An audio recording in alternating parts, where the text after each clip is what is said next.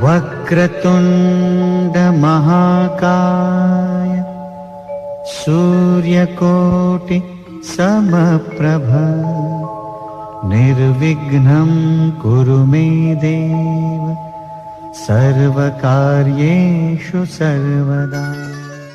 जाने वाले कभी नहीं आते,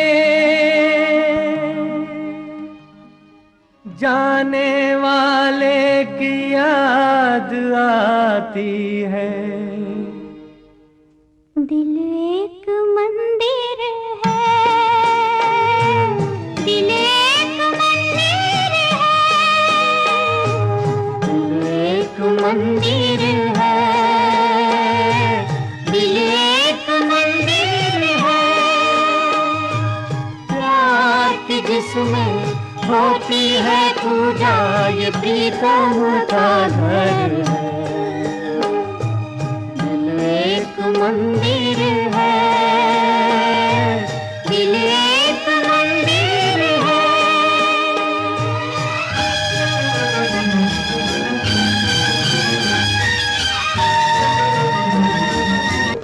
हर धड़कन है आरती बंधन, आँख जो मीठी हो गए दर्शन।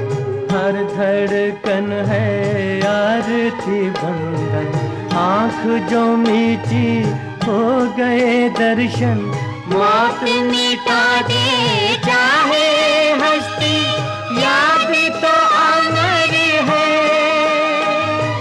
मौत मिटा दे चाहे हस्ती, याद तो अमर है।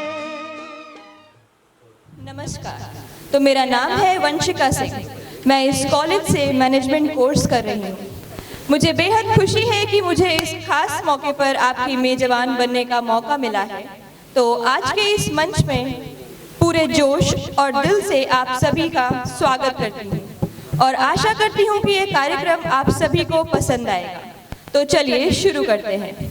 So now I request everyone to please put your mobile phones on silent mode or vibrant mode to avoid any disturbance। तो हमारे आज के इस खास कार्यक्रम की रूपरेखा कुछ इस प्रकार है। पहले रफ़ी साहब की कहानी।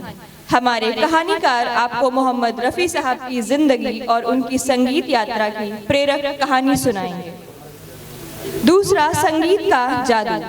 हमारे बेहतरीन गायक लाइव बैंड के साथ रफ़ी साहब के मशहूर नगमे पेश करेंगे जो दिलों को छू जाएंगे। फिर हम कुछ चुनिंदा वीडियो क्लिप्स के माध्यम से रफ़ी साहब की यादों को ताज़ा करेंगे। फिर आप सब हमारे गेस्ट सुशील जी के साथ एक मज़ेदार क्विज गेम खेलेंगे जिसमें विजेताओं को खूबसूरत इनाम दिए जाएंगे। फिर इस शानदार शाम में कुछ विशेष अतिथियों और प्रतिभाओं को सम्मानित करेंगे। तो बिना किसी इंतजार के मैं आप सबका तहे दिल से इस्तकबाल करती हूँ। सभी मेहमानों और दोस्तों का शुक्रिया अदा करते हुए हम अपने इस खास प्रोग्राम दास्तान-ए-रफ़ी की शुरुआत करते हैं। सबसे पहले मैं दावत देती हूँ हमारे डायरेक्टर साहब एंड प्रदीप जी को जो यहाँ आकर दीप प्रज्वलित करेंगे। एक मंदिर है, दिल एक मंदिर है। प्यार की जिसमें होती है पूजा ये प्रीतम का घर है। हम यादों के फूल चढ़ाएं और आंसू के दीप जलाएं। हम यादों के फूल चढ़ाएं और आंसू के दीप जलाएं। सांसों का हर तार पुकारे ये प्रेम नगर है। सांसों का हर या कुन्देन्दु तुषारहार धवला, या शुभ्रवस्त्रावृता, या वीणावरदण्डमण्डितकरा।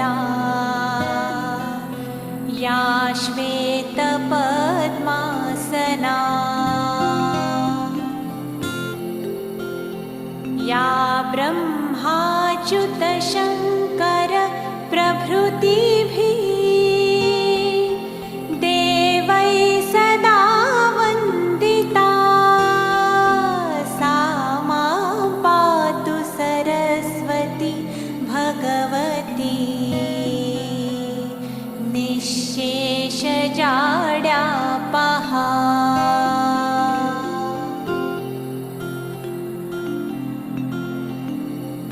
शुक्लां ब्रह्मविचारसारपरमाम्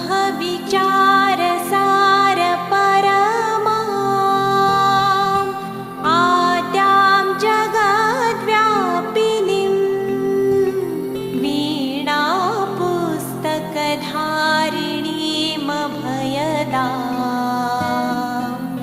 जाड्यान्धकारापहा।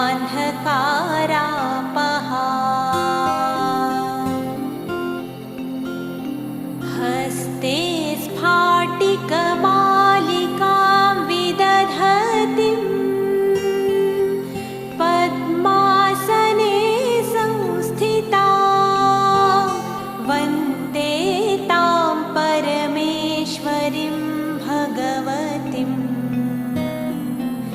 बुद्धिप्रदां शारदाम्। कि कृपया अपनी सीट पर बैठ जाएं। अब हम इस कार्यक्रम को आगे बढ़ाते हैं। दोस्तों, आज की शाम कुछ खास होने वाली है। आज हम मोहम्मद रफ़ी साहब के लाजवाब नगमों को सुनेंगे जिन्होंने हमारे दिल और रूह को छू लिया था। तो अब इसी के साथ मैं स्वागत करती हूँ इस्माइल्स बैंड का। ज़रा तालियों से इनका शानदार इस्तकबाल कीजिए। जीतू जी ऑर्गन पर, अमर जी ढोलक पर, हर्ष जी तबले पर एंड वीरेंद्र जी पैड पर। अब वक्त है कि हमारे खास मेहमान जो इस शाम को और भी रंगीन बनाने वाले हैं, हमारे बीच आने वाले हैं प्रदीप श्रीवास्तव जी, जिनके बारे में क्या कहें। कानपुर में पिछले 30 सालों से गज़लों के बादशाह हैं। हजारों शोज कर चुके हैं, बेहतरीन कहानीकार और उम्दा शायर हैं। तो अब मैं स्टेज उनके हवाले करती हूँ। Thank you. नमस्कार, आदाब, सत श्री अकाल। आप सभी का खैर मकदम है, इस्तकबाल है, हार्टली वेलकम है और दिली स्वागत है। हुजूर, देना है निगाह को तो ऐसी रसाई दे। आप सबकी हुस्ने नजर के लिए है कि देना है निगाह को ऐसी रसाई दे कि मैं देखूं आईना तो मुझे तू दिखाई दे।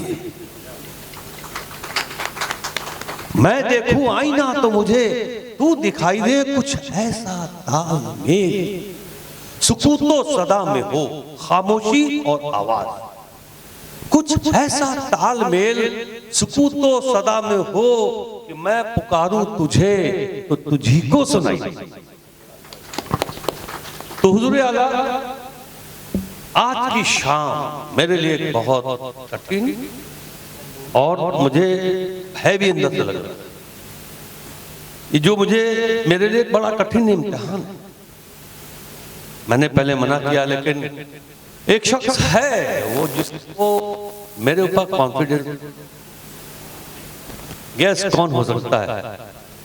जी हाँ, director of this program Shri Anurag Saxena ji. देखिए, उन्होंने ये स्क्रिप्ट में है नहीं, लेकिन ये मैंने अपने से ऐड कर दिया कि जब अनाउंसर को, उद्घोषक को माइक दे दिया जाता है तो वो किंग बनता है। इन्होंने मना किया था कि इन्होंने कहीं भी अपना नाम नहीं दिया है, लेकिन मेरा ये फर्ज बनता है कि इतनी जिम्मेदारी जो मुझको दी है उस शख्स से आप सभी परिचित हैं। मैं अपने मुंह से उनका नाम लेके इसको आज के इस कार्यक्रम को खुशगवार बनाना चाहता हूं। तो जोरदार ताली। हमारे बीच में डॉक्टर अतुल अग्रवाल जी हैं। सर इधर आप आगे फ्रंट पे आइए। सत्यनाथ जी, सर दोनों अतुल अग्रवाल जी बैठे हुए हैं। बिल्कुल। चलिए, आज की शाम हम आगाज करते हैं और आज की शाम बहुत से नाम मुझको दिए गए हैं अनाउंसमेंट करने के लिए, लेकिन दोस्तों यकीन मानिए उन नामों से पहले जो एक नाम बहुत खास है उसको लेने की, उनके बारे में बताने की मेरी भी साथ नहीं। जी हाँ, आप सही समझ रहे हैं। दुनिया के इकलौते पाक पवित्र गायक जिनकी आवाज में सोज कशिश, जिनकी आवाज सुनकर खींचे चले आए। कितने परवाने जले राज ये पाने के लिए, शम्मा जलने के लिए है या जलाने के लिए। तो रफी साहब की आवाज और उनको उनके बारे में बताने के लिए मुझे एक पूरा का पूरा जन्म चाहिए, आसान नहीं। और मुझे भाईजान ने, डॉक्टर मिस्टर अनुराग सक्सेना जी ने मात्र 2 हफ्ते दिया, 2 सिटिंग दी, मुझे ढकेल दिया कुएं में कि जाओ तुम संभाल। लेकिन हुजूर मैं भी अपने गुरुजी को याद करता हूँ, और जो मैं बोल रहा हूँ मैं हम नहीं बोल रहे हैं, मेरे गुरुजी का ही आशीर्वाद है।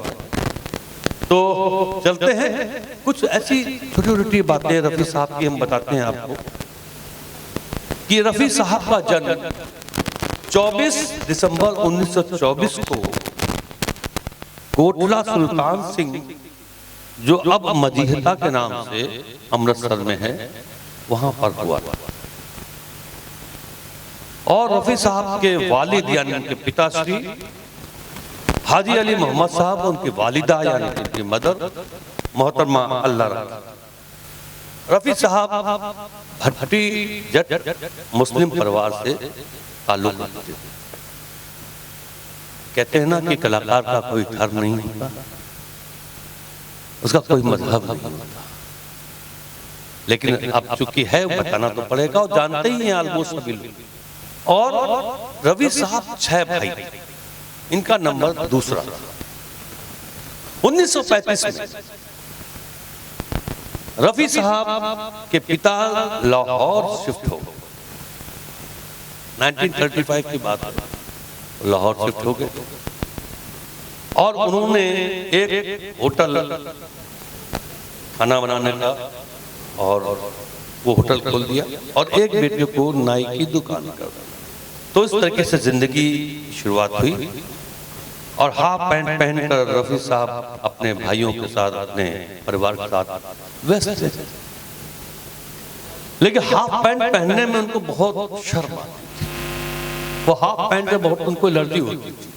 उनको ढीली शर्ट और पैजामा पहनना बहुत पसंद था, लेकिन उसमें भी पैजामे में भी उनको बड़ी परेशानी होती थी, क्योंकि जब वो साइकिल चलाते थे तब वो पैजामा का जो पायचा होता है ना, वो चैन में फंस जाता था। बहुत शर्माते थे। खैर बड़े होकर भी रफी साहब बहुत शर्मीले रहे। आप देखिए ना उनका ऑरा मंडल, रफी साहब का ऑरा मंडल देखिए, चेहरे पे क्या शास्तगी, क्या पाकिज़गी। मैंने आज तक इतनी पाकिज़गी किसी भी कलाकार के अंदर नहीं देखी। इसलिए कि इतने गायक कलाकार आए, शब्बीर कुमार, अनवर, वर्तमान में सोनू जी हैं, सब बहुत मेहनती हैं, लेकिन वो चीज नहीं पैदा कर पाए जो रफी साहब ने पैदा की, क्योंकि वो पाकिज़गी, वो ईमानदारी अपने फन के साथ। मैं बीच में आपको बहुत सी बातें बताऊंगा उनके बारे में कि किस तरीके से वो जीते थे। और इतने शर्मीले थे कि उन्होंने, आप गूगल पे ढूंढेंगे ना, कोई बड़ा लंबा इंटरव्यू आपको आज तक नहीं मिलेगा। 2-4-5 मिनट की बात अलग है, लेकिन 5 मिनट का भी इंटरव्यू मैंने नहीं देखा। तो ये उनका शर्मीला। मुस्लिम फैमिलीज में बहुत सी ऐसे जगह होती हैं, उनके परिवार में गीत संगीत को बहुत ही गलत समझा जाता है। और वैसे पहले जमाने में वैसे भी संगीत को हे देखा जाता था, क्योंकि नचैया बनेगा, गवैया बनेगा, पड़ोस बैठ के डांट पड़ती थी, मार पड़ती थी। और उनके यहाँ तो वो पूरा संगीत ही गलत, उसको अलाउ नहीं। अब सवाल ये होता है कि उनको इस संगीत की प्रेरणा कहाँ से? कोई ना कोई तो बात होती है। तो हुजूर लाहौर में जहां वो रहते थे, एक फकीर सुबह गाते हुए निकलता था। वो जाता था गाते हुए, और फकीर वो फकीर नहीं जो आपके जहन में है, जो भिक्षा मांगते हैं, वो फकीर जिसकी रूह पाक परवरदिगार से जुड़ी हुई, सूफी संत। वो फकीर जब गाते हुए मस्त अपने अंदाज में निकलता था, तो रफी साहब उसकी आवाज से खींचे चले आते, और उसके पीछे पीछे जो गा रहा है वो गुनगुनाते हुए ना जाने कितनी दूर निकल जाते। घर में परेशान सब लोग हो जाते थे कि कहाँ गए। फिर इनके बड़े भाई वो जाते थे और रफी साहब को पकड़ के निकल जाते थे। तो मैं समझता हूँ कि रफी साहब की प्रेरणा वो फकीर थे, जिनकी आवाज, जिनकी कशिश पर वो पीछे पीछे गाते हुए चले जाते थे। कोई नहीं जानता था कि वो रफी, वो बच्चा जो उनके पीछे पीछे जा रहा है, एक दिन दुनिया का संगीत का, गायन का बेताज बादशाह। रफी साहब के बड़े भाई के दोस्त हामिद भाई, वैसे तो घर में सब नाराज रहते थे, उनके बड़े भाई के दोस्त थे हामिद भाई। उनको रफी साहब के गाने बड़े पसंद आते थे, उनका अंदाज बड़ा पसंद आता था, और उन्होंने रफी साहब की बहुत मदद की। तो दोस्तों, एक छोटा सा ये परिचय मैंने बताया। बहुत बहुत धन्यवाद प्रदीप जी इतनी शानदार प्रस्तुति के लिए। हमारी ये शाम रफ़ी साहब की यादों को और भी गहरा बनाती जा रही है। आशा करती हूँ कि प्रदीप जी के द्वारा सुनाई गई यह स्टोरी आप सभी को पसंद आई होगी। तो अब कृपया तालियों से स्वागत करें हमारे अद्भुत गायकों का, जो मंच पर अपनी आवाज से जादू बिखेरने आ रहे हैं।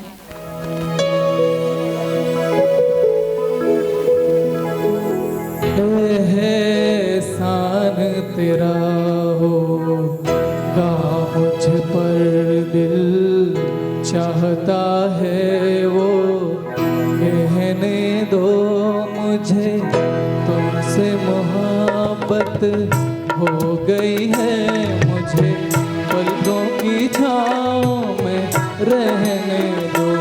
एहसान तेरा होगा मुझ पर, दिल चाहता है वो कहने दो मुझे, तुमसे मोहब्बत हो गई है मुझे, पलकों की छाँव में रहने दो। एहसान तेरा होगा मुझ पर।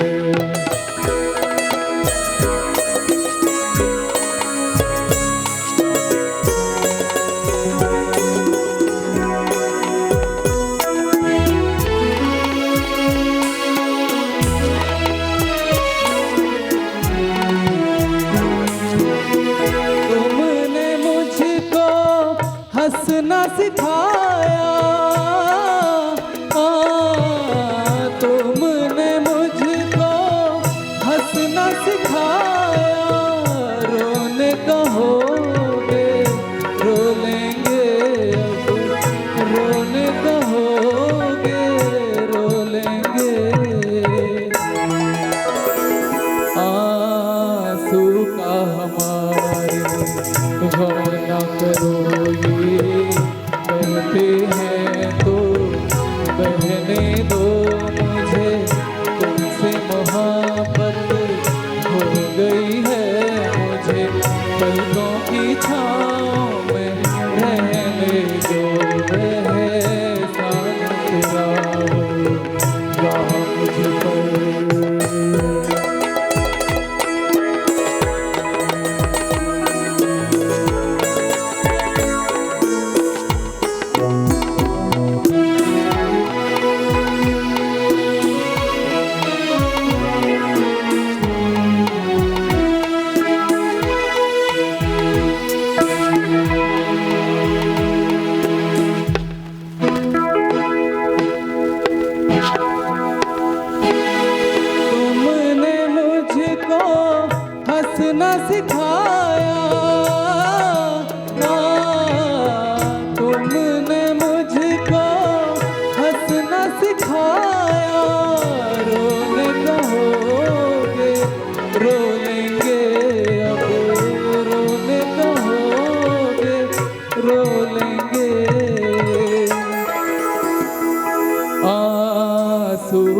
हमारे गम न करो ये बहते हैं तो बहने दो मुझे तुमसे मोहब्बत हो गई है मुझे पलकों की छाँव में रहने दो एहसान तेरा होगा मुझ पर।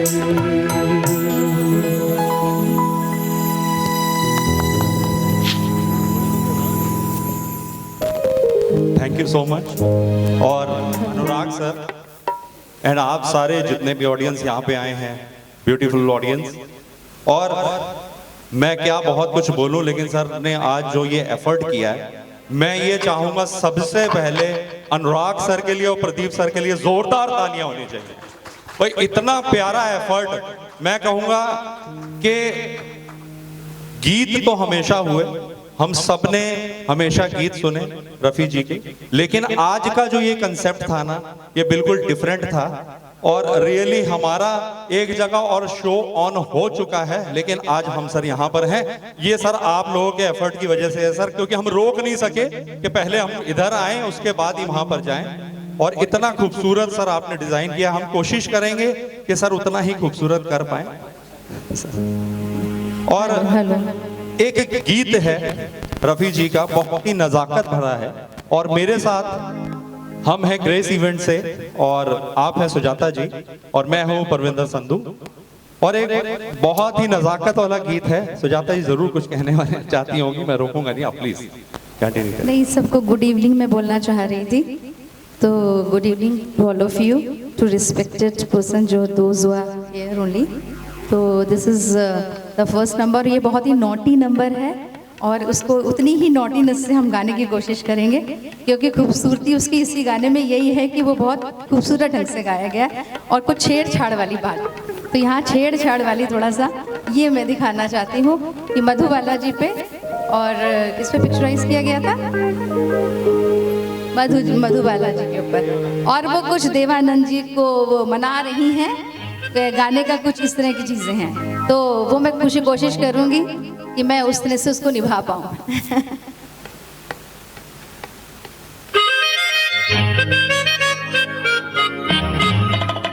अच्छा जी मैं हरी चलो मान जाओ ना, सबकी यारी मेरा दिल जलाओ ना। अच्छा जी मैं हरी चलो मान जाओ ना, सबकी यारी मेरा दिल जलाओ ना। मैं अपने गाने को थोड़ा एंजॉय करती हूँ।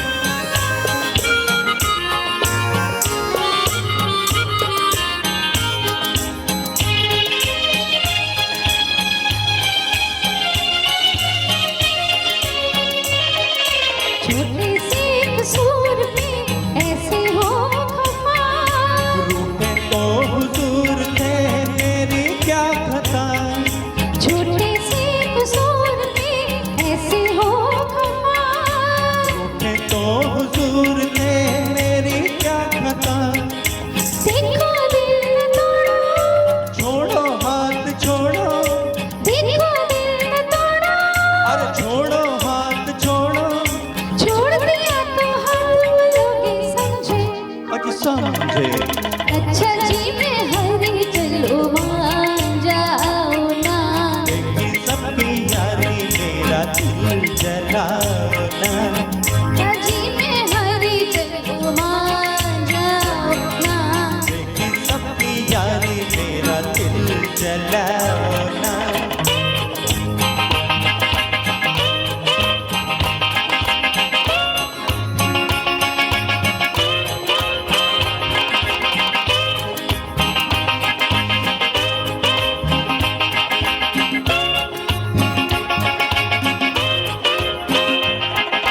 जीवन के ये रास्ते लंबे हैं सनम, काटेंगे ये जिंदगी ठोकर खा के हम, जीवन के ये रास्ते लंबे हैं सनम, काटेंगे ये जिंदगी ठोकर खा के हम। ओए सालिम साथ ले, अच्छे हम अकेले, सालिम साथ ले, अरे अच्छे हम अकेले,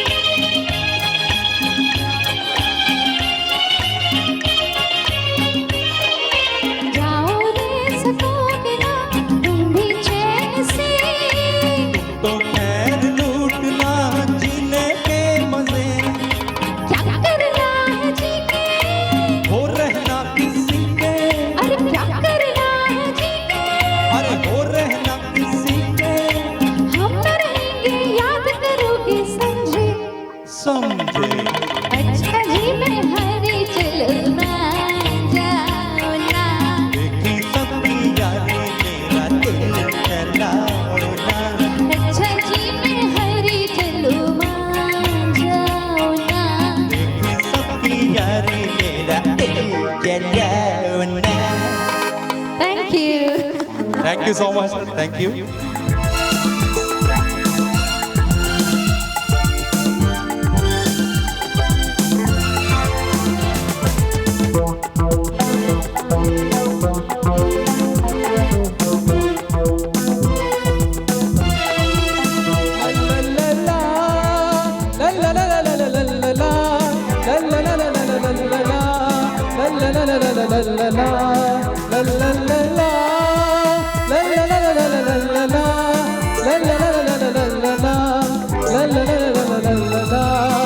गुलाबी आंखें जो तेरी देखी, शराबी ये दिल हो गया। संभालो मुझको ओ मेरे यारों, संभलना मुश्किल हो गया।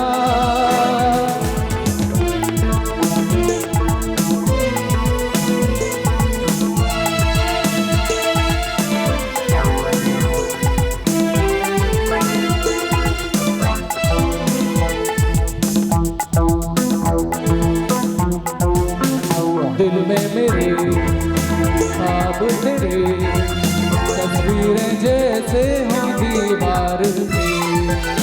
तुझ पे फिदा मैं क्यों हुआ, आता है गुस्सा मुझे प्यार पे। मैं लुट गया मान के दिल का कहा, मैं कहीं का ना रहा, क्या कहूँ वो दिलरुबा। तेरा ये जादू तेरी आंखों का, ये मेरा कातिल हो गया। गुलाबी आंखें जो तेरी देखी, शराबी ये दिल हो गया।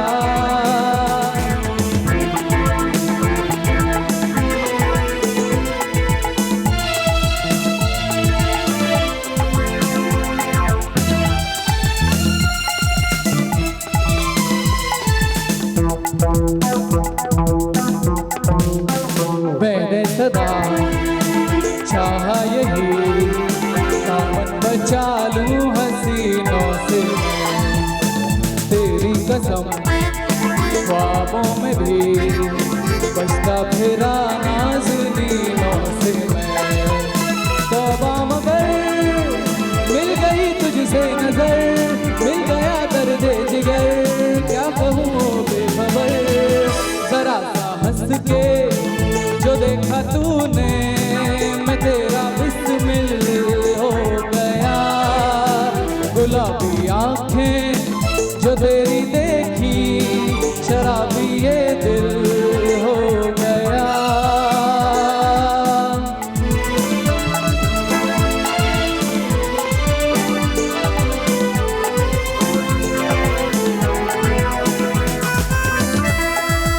वाह हिमांशु जी, क्या कहना, बहुत खुश। आप दिल्ली से तशरीफ लाए हैं आज के खास प्रोग्राम के लिए।